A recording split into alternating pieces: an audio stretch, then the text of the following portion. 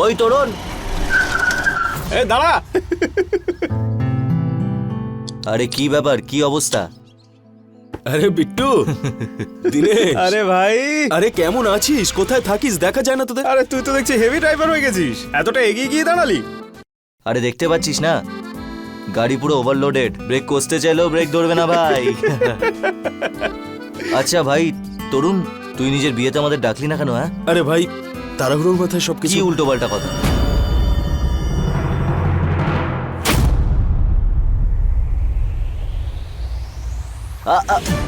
বৌদি নমস্কার নমস্কার নমস্কার। নমস্কার নমস্কার নমস্কার বৌদি, নমস্কার।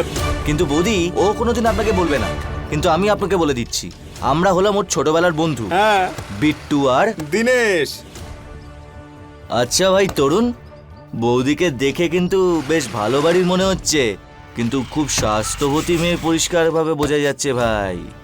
আরে ভাই, তোর থেকে বড় হাত তো দেখছি বৌদির রয়েছে, ফালতু জিম টিম করছিস। একটা কাজ কর, কয়েকটা টিপস বৌদি থেকে নিয়ে নে হাত বড় করার। আরে ভাই এত মজাও করিস না ওর সাথে। আরে কিছু বল তো ভাই, কোথায় যাচ্ছিস? আচ্ছা আমি চলি ভাই, কিছু দরকারি কাজ আছে, পরে তোদের সঙ্গে দেখা হবে। আরে দাঁড়া, আরে ভাই বিয়ের পার্টিটা তো দিয়ে যা।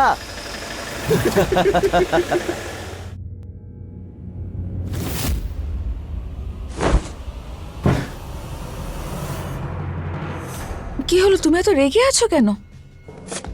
এই সব কিছু আমাকে কিন্তু তোমার জন্য শুনতে হয়। আমি কি করলাম? কি ভুল করেছি আমি? আরে তোমার কি ভুল নাকি? তোমার জন্যই আজকে আমার এই অবস্থা। লোকজন হাসি ঠাট্টা করে আমাকে নিয়ে, যেখানেই যাই যাই করি না কেন, এসব তোমার জন্যই।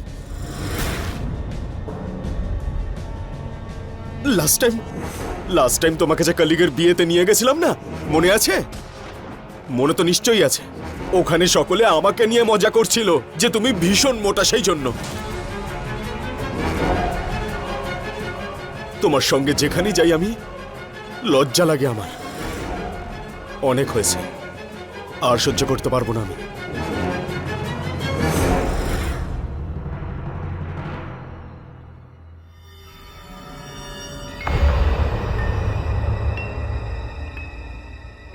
সীমা, আরে ও সীমা, আসছি মা।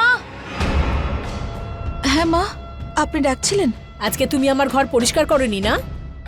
না মা, আমি পরিষ্কার করেছি। আচ্ছা, তাহলে এটা কি? ও ও তুমি ঝুঁকে নোংরা পরিষ্কার করতে পারো না, না? আরে এত বড় শরীর নিয়ে ঝুঁকবেটাও বা কি করে তুমি? হ্যাঁ, এত বড় শরীরটাকে একটু নড়াচড়া করাও, একটু কাজ টাজ করো। এরকম নিষ্কর্মার মতন থাকলে ফুলতেই থাকবে, এই ফুলে ফুলে একদিন বেলুনের মতন ফেটে যাবে। মা আমি এক্ষুনি পরিষ্কার করে দিচ্ছি। হ্যাঁ, 5 মিনিটে করো, আমি ততক্ষণে আসছি।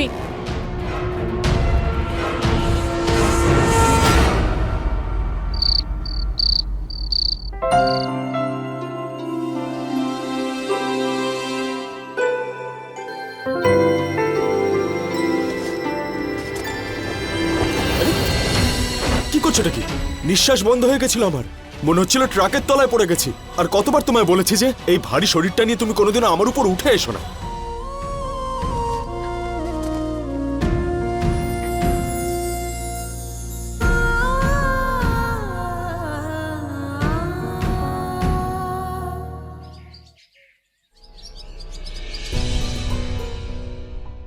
আরে ও সীমা, চা কখন পাবো? হ্যাঁ মা, আনছি, 1 মিনিট। এই নিন। সব কাজে দেরি। সীমামা, আজ তোমার পছন্দের একদম ঘিয়ের দরবেশ নিয়ে এসেছি। দোকানে টাটকা তৈরি হচ্ছিল, দেখে ভাবলাম নিয়েই নি। এই নে মাখা। থ্যাংক ইউ সো মাচ বাবা। কি করছো এটা কি? নিঃশ্বাস বন্ধ হয়ে গেছিল আমার, মনে হচ্ছিল ট্রাকের তলায় পড়ে গেছি। আর কতবার তোমায় বলেছি যে এই ভারী শরীরটা নিয়ে তুমি কোনোদিনও আমার উপর উঠে এসো না। গুড মর্নিং মা। গুড মর্নিং বাবা। গুড মর্নিং মা। গুড মর্নিং বাবা। টাটকা দরবেশ নিয়ে এলাম, এ নাও। না বাবা, থ্যাংক ইউ সো মাচ। আসলে ব্যাপারটা হলো যে সকাল সকাল আমি মিষ্টি আর অয়েলি জিনিসগুলো অ্যাভয়েডই করে থাকি। আদারওয়াইজ আমিও এই মহারানীর মতো, মানে আমি ওটা বলতে চাইনি। বিষয়টা হলো যে আমার মোটা হয়ে যাওয়া বা মোটা লোক খুব ভয় লাগে।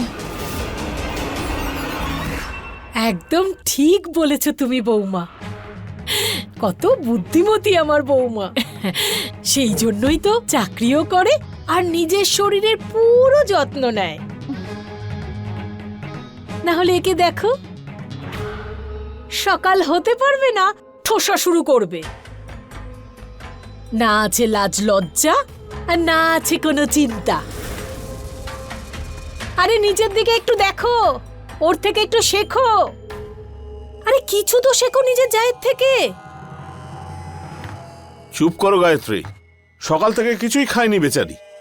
হ্যাঁ, তোমার তো খুব চিন্তাই বেচারিকে নিয়ে। এত বছর ধরে আমার কখনো চিন্তা করেছো? আরে এসব কথা ছাড়ুন না মা। বাবার বন্ধুর মেয়ে সীমা, যদি সীমার যদি শরীর টরীর খারাপ হয় তো তাহলে তো বাবাকেই উত্তর দিতে হবে, তাই না? তাই তো বাবা?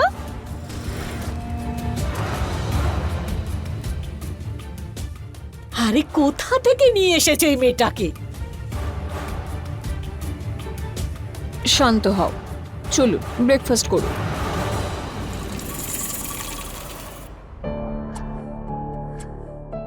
শোনো, এর মধ্যে আমি লাঞ্চ রেখে দিয়েছি আর সব জিনিসগুলো। শোনো করণ, অফিস যাচ্ছ নাকি? হ্যাঁ বৌদি, এই তো কাজেই বেরোচ্ছিলাম আমি। এটা তো খুব ভালো কথা। আমার না আজকে অফিসের জন্য খুব লেট হয়ে গেছে, প্লিজ আমাকে একটু ড্রপ করে দেবে? হ্যাঁ হ্যাঁ, এটা আবার জিজ্ঞেস করছো তুমি? চলো ড্রপ করে দিচ্ছে। বাই।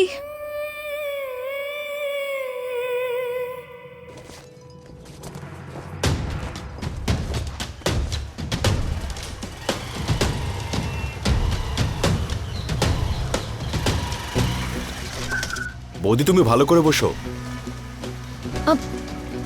কেন এখানে কেন বৌদি বলছো? হ্যাঁ, এখানে কে আছে? আচ্ছা বলো, কোথায় যাবে তুমি? এই তো এবার মুখ খুলেছে।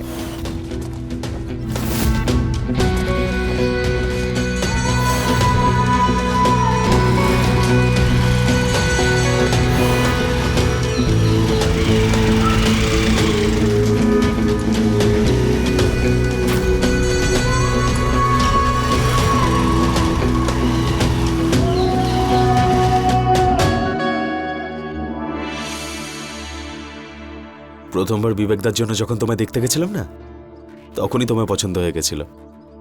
আর কোইন্সিডেন্স তো দেখো, আমাদের চয়েস কত ম্যাচ করে। আমরা দুজনেই ফিট থাকতে পছন্দ করি।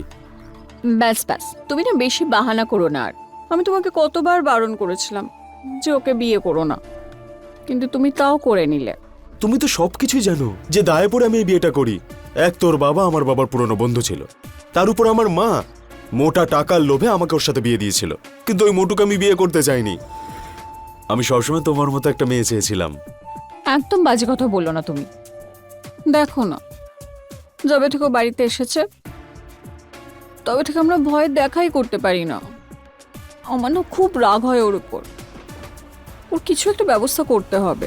আমার তোমার উপর বিশ্বাস আছে, তুমি যাই করবে আমি পাশে আছি। আচ্ছা একটা কথা বলো, যখন বিবেক কানাডা থেকে ফিরে চলে আসবে তখন তুমি কি করবে? তখনেরটা তখন দেখা যাবে, আগে এখানে এসো।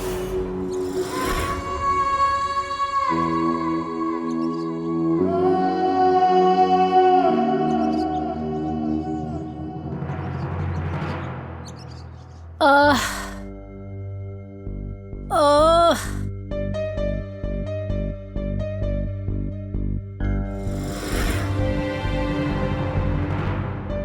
সীমা, ও সীমা, তাড়াতাড়ি আমার ব্যথার তেলটা নিয়ে এসো। দাও, আমাকে দিন, আমি লাগিয়ে দিচ্ছি। ঠিক করে লাগাবে।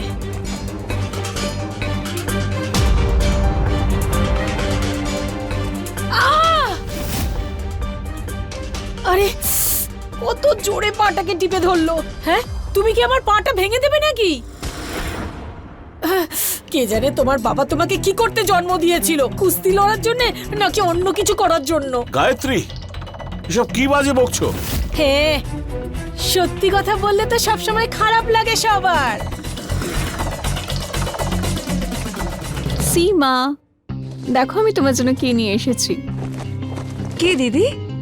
সারপ্রাইজ আছে তোমার জন্য। আমার জন্য? হ্যাঁ, ড্রেস আছে, ট্রাই করে দেখাও।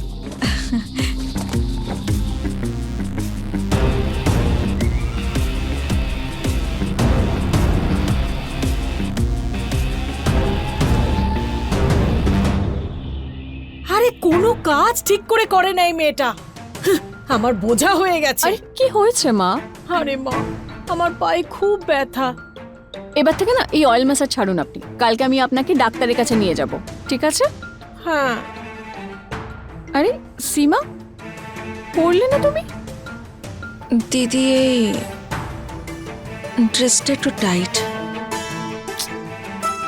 দোকানদার তো তোমাকে বলেছিল যে ওর দোকানের নাকি সব থেকে বড় সাইজের ড্রেস এটাই আছে। ড্রেসটা টাইট নয় সীমা, নিজের শরীরের খেয়াল রাখো না তুমি। চলো, একদম আপসেট হবে না কিন্তু তুমি। কালকে আমি তোমার জন্য স্যুটের কাপড় নিয়ে আসবো, নিজের সাইজের বানিও আর পরো, ঠিক আছে? তুমিও না বৌদি, সত্যি ওর জন্য রেডিমেড ড্রেস কেন কিনে আনো? ওর কি তোমার মতো ফিটনেস আছে নাকি?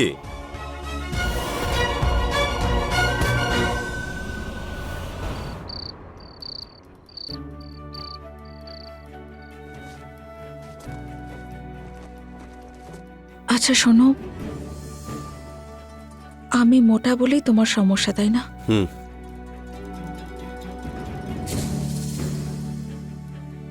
আমি সিদ্ধান্ত নিয়েছি যে আমি রোগা হওয়ার জন্য কাল থেকে এক্সারসাইজ শুরু করে দেব। কি এক্সারসাইজ? আর তুমি? আর ওই যে তুমি কি একটা আয়ুর্বেদিক চিকিৎসা করছিলে, সেটার কি হবে? হ্যাঁ, আমি সেই ওষুধ তো খাবই, বাট তার পাশাপাশি এক্সারসাইজও করব। তুমি রজনী দিদির সঙ্গে আমাকে কম্পেয়ার করো, আমার একটু ভালো লাগে না। তুমি দেখো, আমি রজনী দিদির থেকেও বেশি ফিট হয়ে যাব। বৌদির সামনে না তুমি একটা বিগ জিরো, আর জিরোই থাকবে, তাও মোটা সোটা জিরো।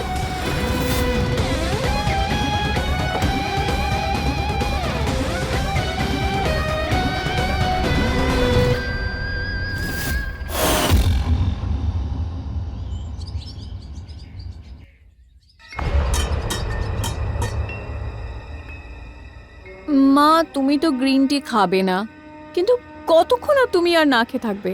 তোমার বিপি লো হয়ে যাবে। আমি এক কাজ করছি, আমি তোমার জন্য কিছু বানিয়ে আনছি। আরে না মা, তুমি ছাড়ো, তুমি এত চিন্তা করো না। আর এমনিতেও তোমাকে অফিস যেতে হবে। হ্যাঁ, যার এই নিয়ে চিন্তা করার কথা সে তো জিমে গিয়ে বসে আছে। অদ্ভুত তো, তুমি তো ওকে মোটা বলে বলে সারাক্ষণ কথা শুনিয়ে যাচ্ছ। এখন যখন ও জিমে যাচ্ছে ওয়েট কম করানোর জন্য, তাতেও তোমার সমস্যা? শোনো, ওর ওজন কমুক বা না কমুক, কিন্তু রোজ রোজ আমাকে না খাইয়ে আমার প্রাণটা তো একদিন উড়ে যাবে, বুঝলে? তোমার তো শুধু বাহানা চাই ওকে কথা শোনানোর। শান্ত হয়ে যাও তুমি। মা, আমি মানছি জিমে যাওয়া খুব দরকারি জিনিস, আমিও যাই, কিন্তু তার মানে তো এটা নয় যে আমি বাড়ির সব দায়িত্বই ভুলে যাব। যখন আমি আগে অফিস যেতাম তো আমিও সবাইকে ব্রেকফাস্ট দিতাম, তারপরে টিফিন প্যাক করতাম, তারপরে যেতাম তো। আর কি করা যাবে, সবার আলাদা আলাদা প্রায়োরিটিস হয়।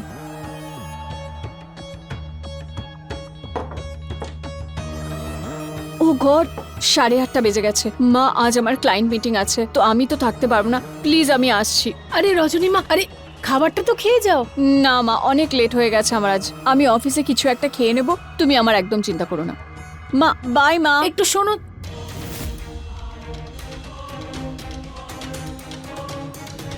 মা, আজকে কি সকালবেলা খাবার দাবার পাবো? মা জাস্ট 10 মিনিট, আমি এক্ষুনি স্নান করে আসছি আর আপনার জন্য পাউডার বানিয়ে দিচ্ছি। কতক্ষণে শেষ হবে তোমার এই 10 মিনিট? মা, ঘড়ি দেখেছো তুমি? 9টা বাজতে চললো। এই তোমার চক্করে বেচারি রজনী না খেয়ে অফিসে চলে গেল। এখন তো আমি পুরো বুঝতে পেরেছি এই বাড়ির কাজকর্ম থেকে বাঁচার জন্য তুমি জিম জয়েন করেছো। না মা, আমি আমি আমি আমি এক্ষুনি আসছি, এক্ষুনি আসছি। কে জানে এই মেয়েটার জন্য আর কতক্ষণ কতক্ষণ না খেয়ে থাকতে হবে।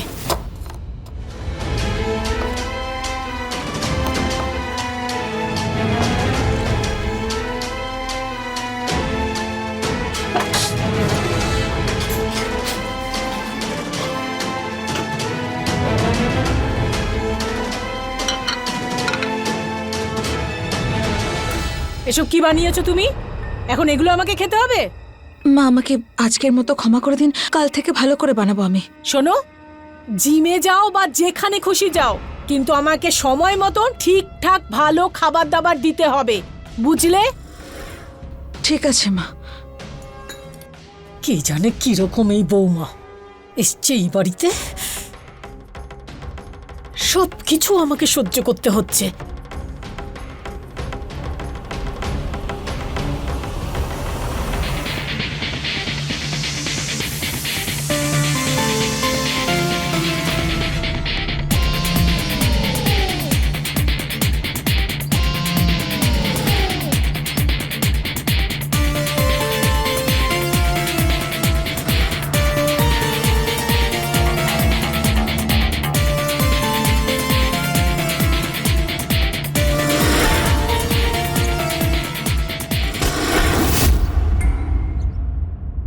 হ্যাঁ দিদি, তুমি তো খুব ভাগ্যবতী। তোমার বৌমা তো একটা হীরের টুকরো, আর আমার বৌমা একটা জলহস্তি, তাও আবার মোটা সোটা। হাহ। আচ্ছা আচ্ছা, ঠিক আছে, পরে কথা বলছি। হ্যাঁ,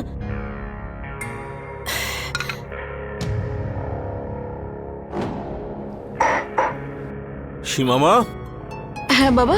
তুই নিজের জন্য চা করিসনি? না বাবা, আমি আমার জন্য গ্রিন টি বানিয়েছি। আজ থেকে আমি দুধ চা খাওয়া বন্ধ করে দিয়েছি। আচ্ছা, আর এই টিফিন বানাতে তুমি কত সময় লাগাবে? হ্যাঁ, মা, আমি সে তো বানিয়ে দিয়েছি অনেকক্ষণ। আপনি চাইলে এখন দিয়ে দিই আপনাকে। হ্যাঁ, সারা সময় তো তুমি টিফিন বানাতেই লাগিয়ে দিয়েছো। ঘরদোর ঝাড়মোছ আজকে তো তার মানে হবেই না, তাই না? না না মা, আপনি ঘুম থেকে ওঠার আগেই পরিষ্কার করে দিয়েছি। জামা কাপড়ও ধুয়ে দিয়েছি। আপনার লাগবে কিছু? এখন আমার মাথার উপর দাঁড়িয়ে থাকবে নাকি?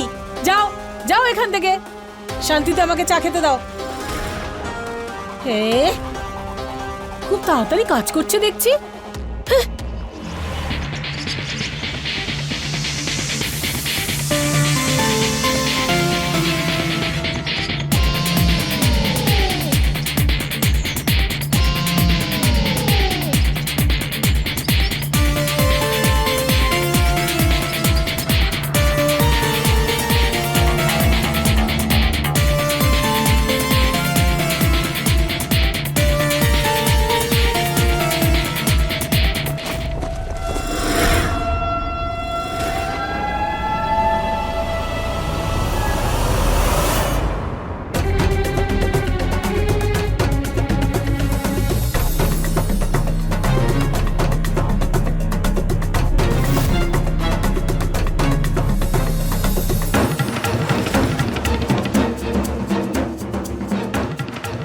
এরকম চললে তো সত্যিই ফিট হয়ে যাবে।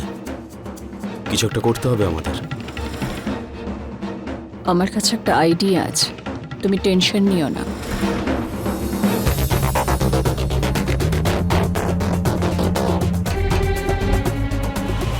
আরে ও সীমা, কখন থেকে জামা কাপড়গুলো পড়ে আছে? কখন শুকোতে দেবে? আরে তাড়াতাড়ি এসো। আসছি মা।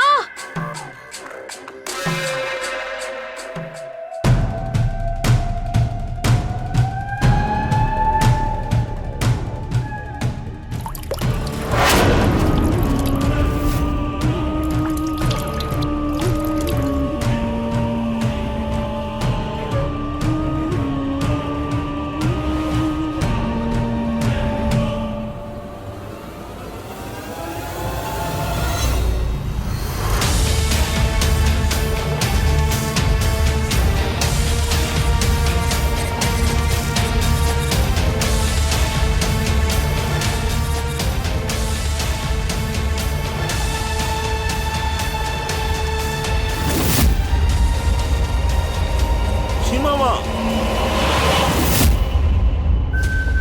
সিঁড়িতে দেখ।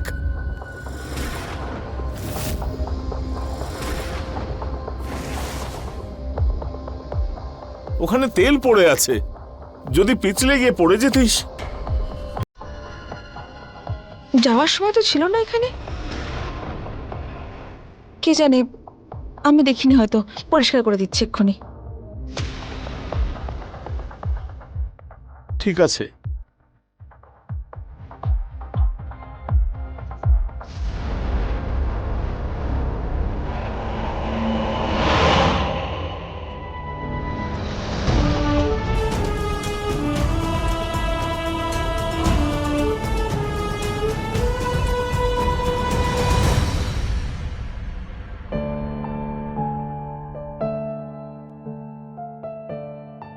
এক মাসে মাত্র 2 কিলো কমেছে।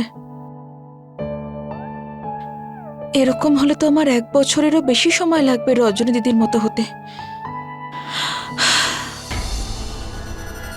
না, এখন শুধু এক্সারসাইজ করে কিছু হবে না,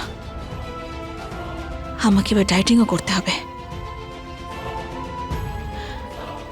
আজ থেকেই ডায়েটিং শুরু। মা, কিছু লাগবে আপনার? না না, আমার আর লাগবে না।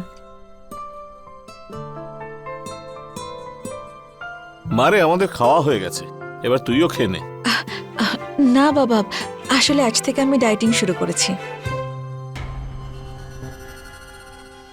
তুমি আর ডায়েটিং? আরে তুমি পারলে তো সারা মাসের খাবার একবারে একাই সব খেয়ে নেবে। কি ঠিক বলেছি না আমি? আর এমনিতেও তুমি তো লুকিয়ে লুকিয়ে লাড্ডু, সিঙ্গারা, মিষ্টি, সন্দেশ আর না জানি কত কি খাওয়াও ওকে। তোমার আদরের বৌমা যে, তাই না?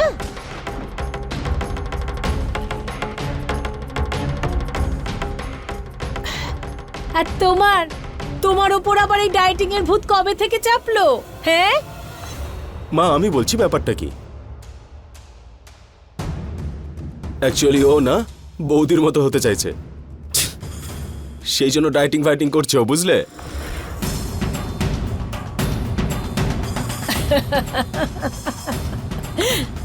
তুমি যদি 7 জন্ম তপস্যা করো, রজনীর মতন হতে পারবে না। কে জানে আর কতদিন ওর এই নাটক সহ্য করতে হবে। বাবারি বাবা, আমার পেট ভরে গেছে, আমি চললাম।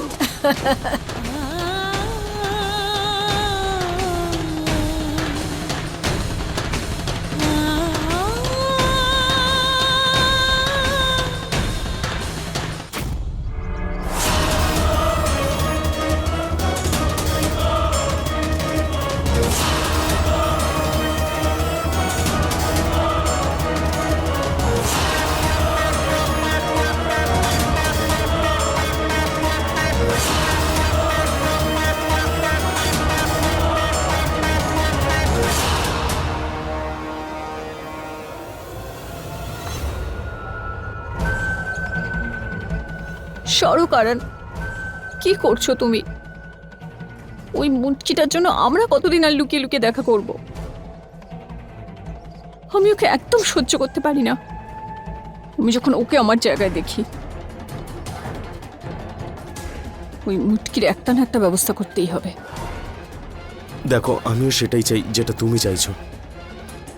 আরে কিন্তু কি করব? ওই মেয়েটাকে আমাদের রাস্তা থেকে সরাতেই হবে।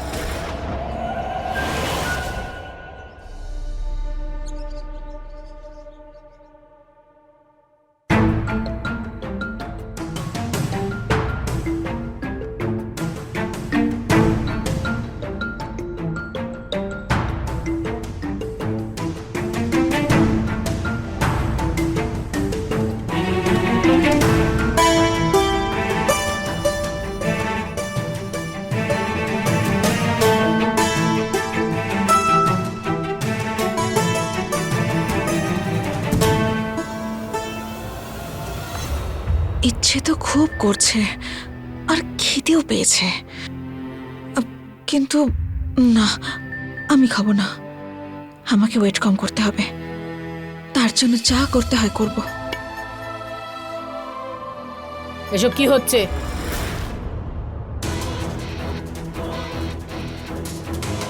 ওহো, তাহলে এটা তোমার ডায়েটিং? তাই তো আমি ভাবছি এই মেয়েটা একটা রুটি খেয়ে বেঁচে কি করে আছে। হ্যাঁ, আমাদেরকে লুকিয়ে এই সমস্ত কিছু ঠুসে ঠুসে খাচ্ছে। না না মা, আমি খাইনি এটা, আমি তো শুধু। আচ্ছা, তাহলে হাতে সিঙ্গারা নিয়ে তার ওজন মাপছিলে? তোমার থেকে কমই হবে। দাড়িপাল্লার একদিকে যদি তোমাকে বসানো হয় আর আরেকদিকে হাতিকে, তবুও তোমার দিকটাই বেশি ভারী হবে। আরে মা, ছেড়ে দাও না।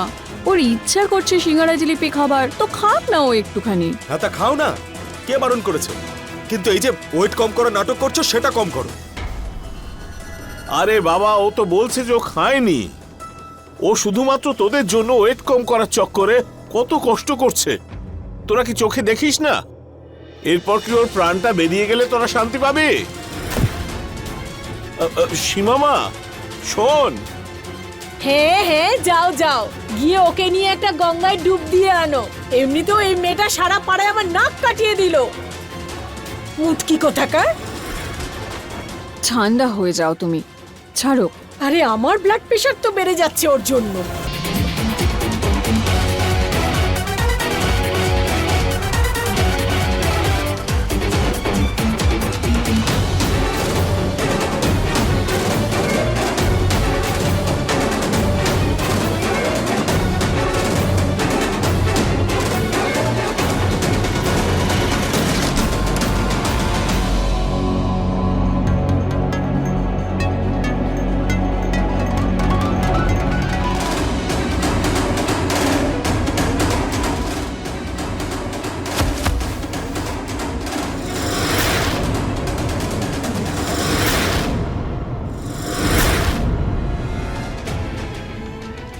সীমা, সীমামা,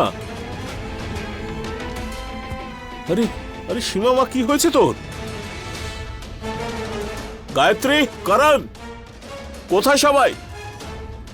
আরে কি করণ? হয়েছেটা কি? চিৎকার করছো কেন? দেখো না কি হয়েছে ওর। হ্যাঁ, কি যে হলো? ওইখানে পড়ে আছে কেন? আরে পড়ে যায়নি, অজ্ঞান হয়ে গেছে। করণ, এক্ষুনি ডাক্তারকে ফোন কর। হ্যাঁ হ্যাঁ, সরাসরি অ্যাম্বুলেন্সকেই ডাকো। আরে একটু অজ্ঞান হয়ে পড়ে গেছে তো কি করব? ডাক্তারকে ডেকে নিয়ে আসবো বাড়িতে। আরে বাবা, তুমি এত কেন চিন্তা করছো? কিচ্ছু হবে না ওই মোটর। আরে তোরা কি মানুষ নাকি জল্লাদ? এর অবস্থাটা দেখতে পাচ্ছিস না? আমি নিজেই ডাক্তারকে ফোন করি। এর জন্য অ্যাম্বুলেন্স নয়, ট্রাককেই ডাকতে হবে।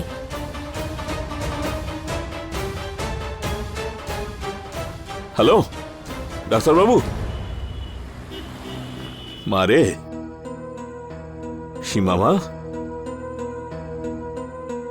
চোখটা খোল।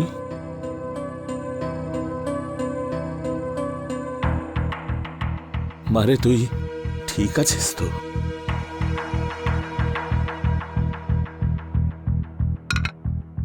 নে রে মা, কিছু খেয়ে নে।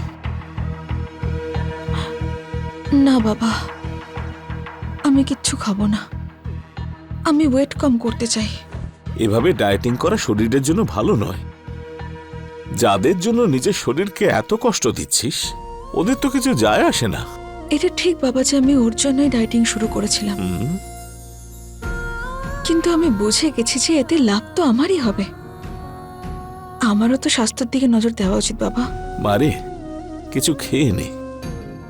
যদি না খাস তবে যে ওষুধটা খাবি সেটা কাজে লাগবে না। বাবা, যখন আমার ওষুধ খাওয়ার সময় হবে আমি তার আগে একটা রুটি অবশ্যই খেয়ে নেব, কিন্তু এখন আমি কিচ্ছু খাবো না, সে যাই হয়ে যাক না কেন।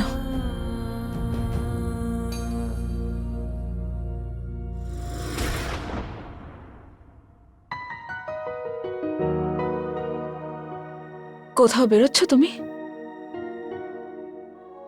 আমার বন্ধুর অ্যানিভার্সারি পার্টি রয়েছে, সেখানেই যাচ্ছি।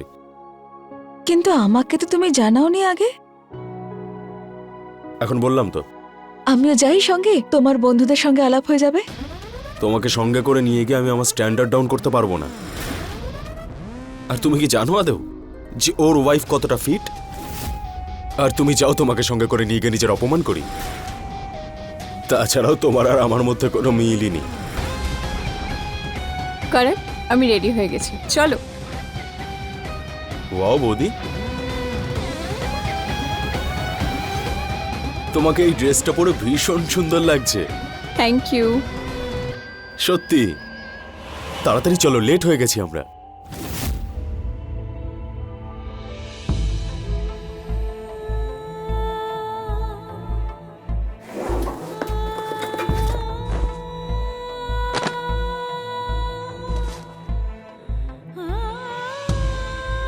তোমাকে সঙ্গে করে নিয়ে গিয়ে আমি আমার স্ট্যান্ডার্ড ডাউন করতে পারবো না।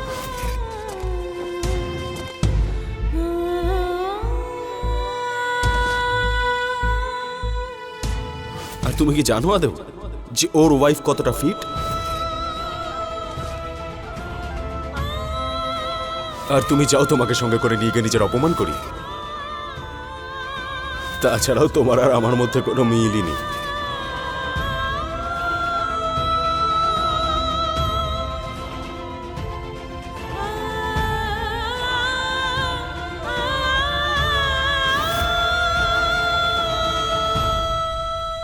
সৌন্দর্যতা, আসলে এই শব্দের আসল অর্থটা কি? এটা কি শুধু মুখের উজ্জ্বলতা, নাকি একটা সুডৌল শরীর? কোনো মানুষের আসল পরিচয় কি শুধুমাত্র তার শারীরিক সৌন্দর্যতার উপরেই গড়ে ওঠে? দুর্ভাগ্যবশত সমাজের অনেক মানুষ এখনো এরকমটাই ভাবেন, আর বিশেষ করে মেয়েদের প্রতি। যদি মেয়েদের ওজন একটু বেশি হয়ে যায়, তাহলে তাকে বলা হয় সম্বন্ধ আসবে না, তার বিয়ে হবে না। আর যদি বিয়ে হয়েও যায়, তারপরেও তাকে পরিবারের সবাই কথা শোনাতে থাকে। এটাই ঘটছে সীমার সঙ্গে। ওকে প্রতিদিন শুধু এই কারণে অপমান করা হয় কারণ তার ওজন একটু বেশি। পরিবারের লোকেরা তার প্রেম, তার ভালোবাসা, তার মমতাকে লক্ষ্য করে না, লক্ষ্য করে কেবল তার ওজন। করণকে বিয়ে করে সীমা তার বিবাহিত জীবন শুরু তো করেছিল, কিন্তু তার বিবাহিত জীবনে এই সংকীর্ণ চিন্তাধারার গ্রহণ লেগেছিল। এই চিন্তা কোথায় নিয়ে যাবে সীমার জীবনকে? আসুন দেখে নিই।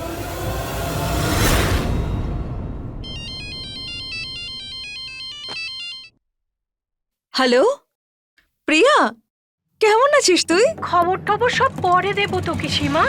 একটা কথা শোন আগে। আজকে আমি তোর হাজবেন্ডকে সাফায়ার হোটেলে দেখেছি। আচ্ছা, আরে কোনো মিটিং ছিল হয়তো। আরে না রে বাবা, রুম বুক করেছিল। আর হ্যাঁ, একটা মেয়েও ছিল, পার্পল কালারের ড্রেস পরেছিল দুজনে। আরে না না, কি সব বলছিস তুই? তুই অন্য কাউকে দেখেছিস সেটা?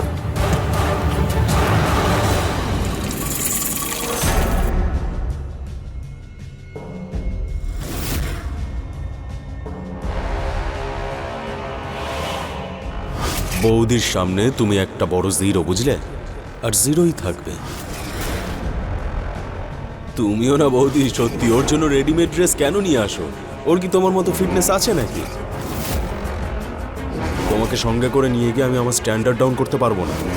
আর তুমি চাও তোমাকে সঙ্গে করে নিয়ে গিয়ে নিজের অপমান করি? তাছাড়াও তোমার আর আমার মধ্যে কোনো মিলই নেই।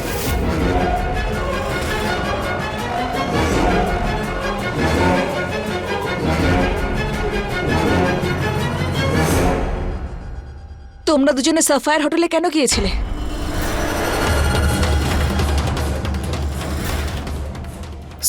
Sapphire hotel? আমি কখন গেছি? তুমি পাগল হয়ে গেছো নাকি? আমি এখন অফিস থেকে আসছি, বুঝলে? মিথ্যে কথা বলো না, একদম বলবে না। আর কত মিথ্যে বলবে তোমরা দুজনে? তোমরা এত নিচে নামতে পারো আমি ভাবতেই পারিনি। কি হয়েছেটা কি? জিজ্ঞেস করুন, জিজ্ঞেস করুন আপনার ছেলেকে আর আপনার প্রিয় বড় বৌমাকে জিজ্ঞেস করুন। ওরা দুজনে হোটেলে গিয়েছিল। ওদের দুজনের মধ্যে অবৈধ সম্পর্ক আছে। কি? মা, দেখো না, আমি সবসময় ওকে সাপোর্ট করেছি, আর ও আমার নামে কি কি খারাপ অপবাদ দিয়ে যাচ্ছে। একদম ঠিক বলছি আমি, এটা সত্যি।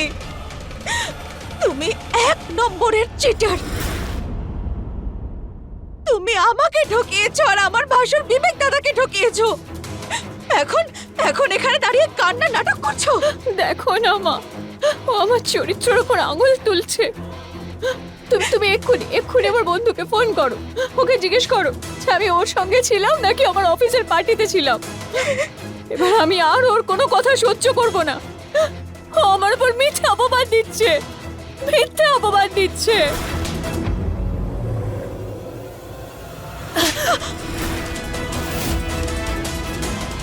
তোমার এত বড় সাহস, তুমি করোনা রজনীর ব্যাপারে এরকম নোংরা কথা বলবে? হ্যাঁ, তোমার লজ্জা করছে না? হ্যাঁ বলো।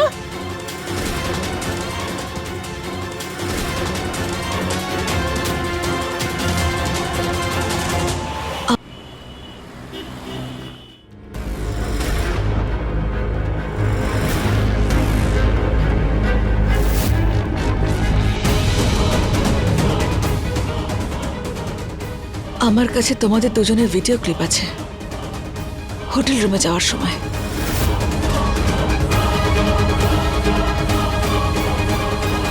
তুমি তুমি আমার ভালোবাসা দেখলেই না, তাই না? তুমি শুধুমাত্র আমার মোটা শরীরটাই দেখলে। তোমার জন্য আমি অন্তত নিজেকে বদলানোর চেষ্টা তো করেছিলাম। আমি মোটা ঠিকই, কিন্তু তোমার মতো একজন ঠকবাজ আর নীচ নই। তুমি সত্যি শুনতে চাও তো?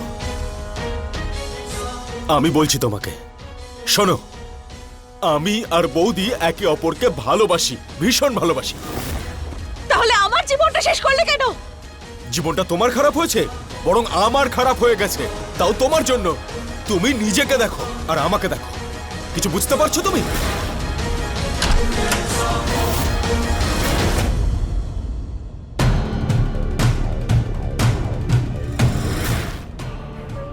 সবকিছু জানতে পেরে গেছো তো তুমি? চলো, এটা খুব ভালো হয়েছে। এবার একটা কাজ করো, এইবার তুমি আমার করণকে ছেড়ে সারা জীবনের মতো নিজের বাপের বাড়ি চলে যাও, ঠিক আছে তো? এই বাড়িটা আমারও, আমি কোথাও যাব না। বরং এই সব কথা না আমি বিবেক দাদাকে বলে দেব। তোমাদের সত্যিটা সবার সামনে আসবে। এক্ষুনি গিয়ে বলছি আমি। ছাড়ো, ছাড়ো আমাকে। দাদাকে বলবে? চলো, ওর বডিটা এবার কোথাও লুকিয়ে দিই আমরা। সবাইকে বলে দেবো যে ওর কারোর সঙ্গে অ্যাফেয়ার চলছিল, তার সঙ্গে পালিয়ে গেছে।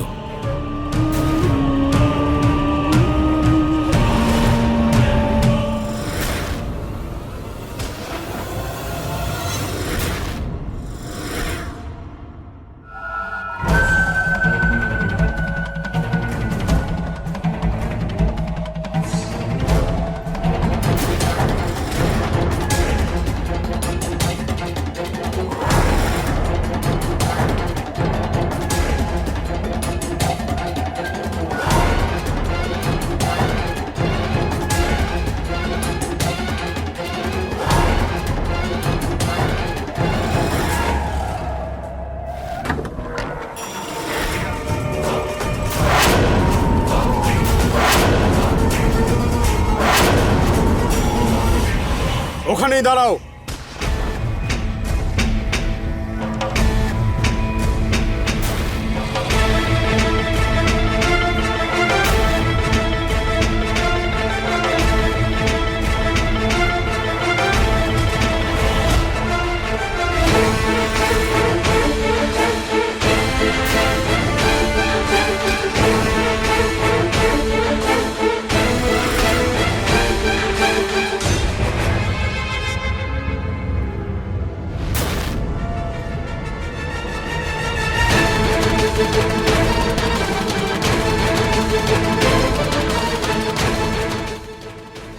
মোহন আমাদের সবকিছু বলে দিয়েছে। লজ্জা হওয়া উচিত তোমাদের। খান্তি সীমার মধ্যে নয়, তোমাদের মানসিকতায় আছে। পুরুষের নামে কলঙ্ক তুই। তোর শুধু বউ নয়, শুধু মেয়ের দরকার, যাকে নিয়ে শুধু ভোগ করবি। কত চেষ্টা করেছে বেচারি তোর ইচ্ছা মতো নিজেকে তৈরি করার, আর তুই ওকে মেরে দিলি।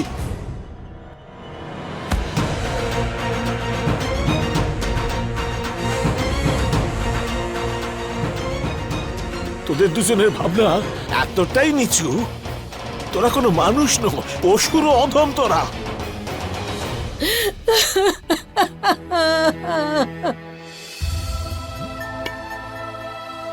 শান্তি পেয়েছো তো এবার?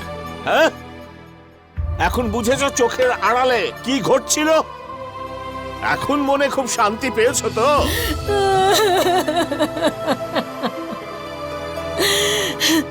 আমি জানতাম না যে এসব হবে। আমাকে ক্ষমা করে দাও। ইন্সপেক্টর সাহেব, নিয়ে যান ওদের। আজ থেকে এদের সঙ্গে কোনো সম্পর্ক নেই। নিয়ে চলো ওদের। এটা কি হলো?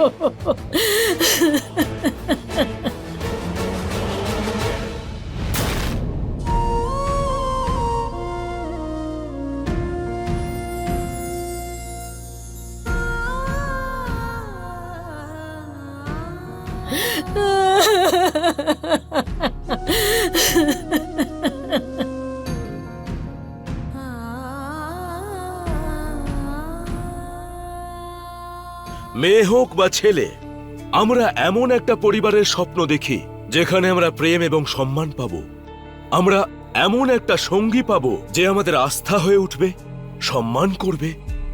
যদি এই স্বপ্নের পরিবারই অপমানের কয়েদখানা হয়ে যায়, যেখানে প্রতিদিন দুটো মিষ্টি কথার বদলে বিষাক্ত অপমান সহ্য করতে হয়, একবার ভাবুন, কেবল একজন সুন্দরী মহিলাই কি ভালো স্ত্রী, ভালো বৌমা এবং ভালো মানুষ হতে পারেন? না, এমনটা হওয়া উচিত নয়। কিন্তু তা সত্ত্বেও আমাদের এই সমাজে প্রতিদিন জানি না সীমার মতো আরো কত মেয়েকে অপমান সহ্য করতে হয়, ওনাদের মানসিক আর শারীরিক নির্যাতন করা হয়। এই মেয়েদের প্রতিদিন অপমান সহ্য করতে হয়। মনে রাখবেন, যদি আপনি কারো শারীরিক গঠন নিয়ে তার প্রতি মজা করতে থাকেন কিংবা তাকে অপমান করতে থাকেন, তাহলে আপনি আপনার ওই সংকীর্ণ চিন্তার দ্বারা ওই মানুষটার উপর আপনি মানসিক নির্যাতন করছেন। এবারে সময় এসেছে চিন্তাধারা বদলানোর, কারণ সৌন্দর্যের সঙ্গে শারীরিক গঠনের কোনো রকম কোনো সম্পর্ক নেই। সেটা আসে শুধুমাত্র চরিত্র আর গুণের দ্বারা। এই অনুরোধ নিয়েই আমি সুশান্ত সিং আপনাদের থেকে বিদায় নিচ্ছি। কালকে আবার আসবো নতুন একটা গল্প নিয়ে। দেখতে থাকুন ক্রাইম অ্যালার্ট, অন্যায়ের বিরুদ্ধে সোচ্চার।